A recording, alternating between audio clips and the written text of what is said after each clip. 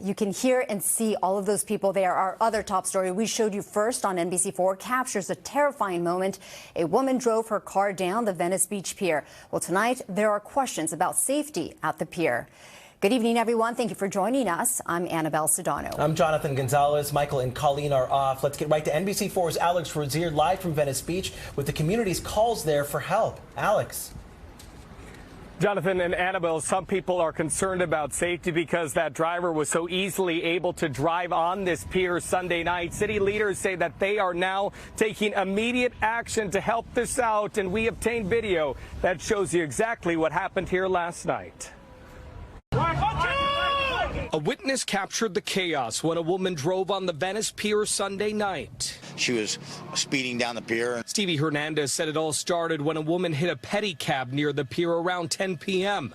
The pedicab was driven by Stevie's friend. And he told me that a lady had hit his pedicab and disabled it, basically. Then LAPD said she drove onto the pier. These are extremely traumatizing for me. That's where Daniel Lopez was fishing with his 3-year-old son. At this moment, I'm thinking that my son is in danger because that's not something that you normally see.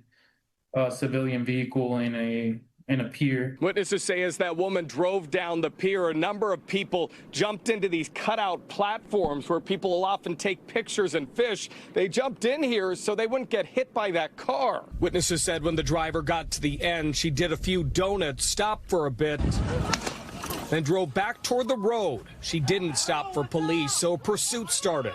Officers arrested the driver less than a mile away in Marina del Rey.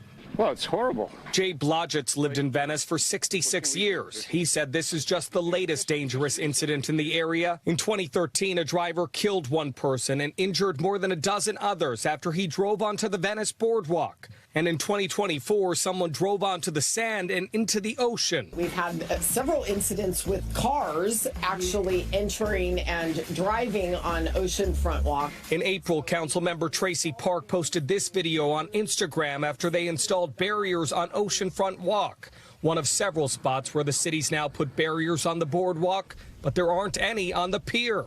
Isn't it logical to have some barriers here? There's nothing to stop them here, so I would take this straight to the city.